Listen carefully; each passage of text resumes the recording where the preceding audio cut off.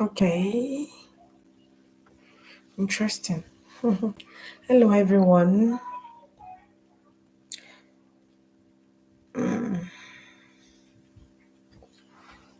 I'm just, I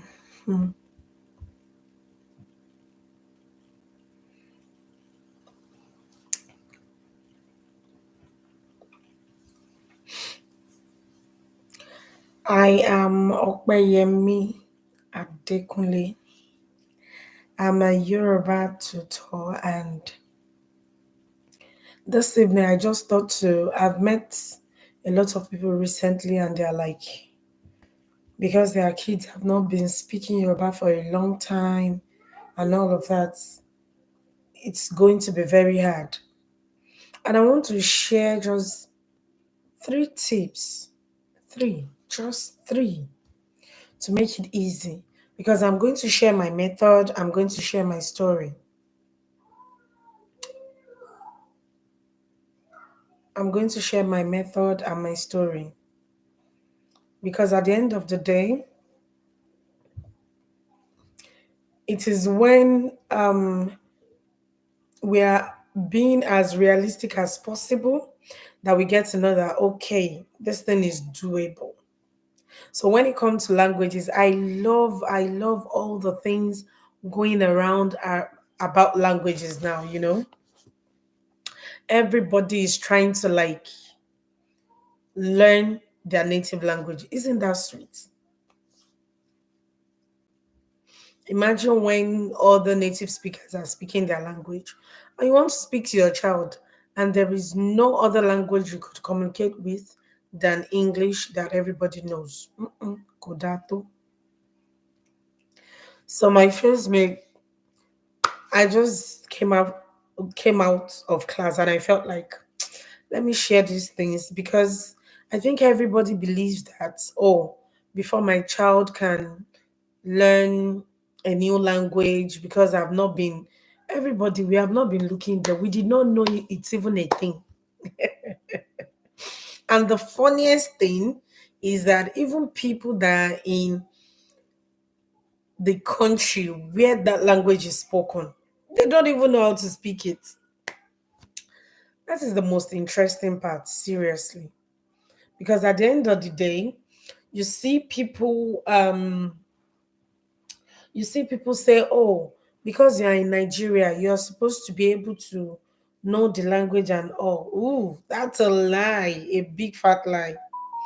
I have met people that can actually speak English correctly. They speak Yoruba.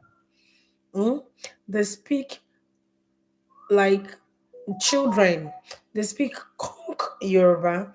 And when I said, okay, Oya Ka Bidi, the child could not even recite the Yoruba alphabet. So I say that um it is not about maybe someone is it is not about saying maybe a child lived in Nigeria, so why wouldn't that child understand Yoruba language? No, that is not how it works. That is not how it works. A child might be in an environment, if they are not spoken to, how do you want them to understand the language? Seriously, sincerely. So we have so many kids. I can tell you, more kids in Nigeria now, they don't understand Yoruba, they don't understand Igbo. I think other tribes try to speak their language more. Yes. But hardly will you see an Hausa man or Hausa kid that will not know how to speak their language. Eh? But Yorubas, because they say we take a larger part of that thing that happened.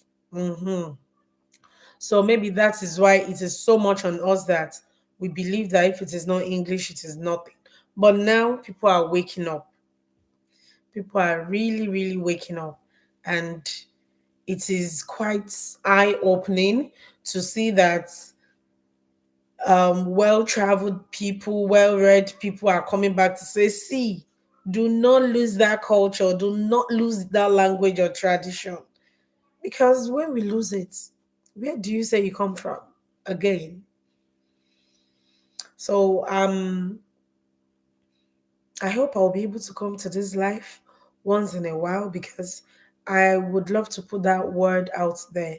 I shared a video yesterday and it was just a recording I wanted to send to one of my students, and I felt, oh, let me just send it to YouTube and send the link to them. That was it. So it is interesting to know that um, people are opening their eyes up to anything that has to do with language. And let me tell you, you don't have to you don't have to think about it too deep. One thing, that child needs a community, a beginner, a child that wants to learn Yoruba language for the first time, or an adult that wants to learn Yoruba language formally. Let that child enroll that child, if possible, in a one-on-one class, or better still, a beginners class. So we have beginners group class and we have one-on-one classes. So you can enroll yourself or enroll that child, and that is the first step, first thing first, because that child needs to know that there are more people that are willing to learn this language. Do you get it? And the second one is that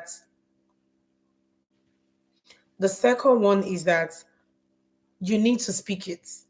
So it is one thing to enroll a child, it is another to speak it. So when you put two children together, and one child is going to class doing his homework and they are speaking it at home, and the other child just comes to class, they don't practice at home and does not do homework, I tell you, when that first child is showing a level of maybe intermediate level, or the child is, let's say, in a 80%, that child that only sits for class can be in a 40%.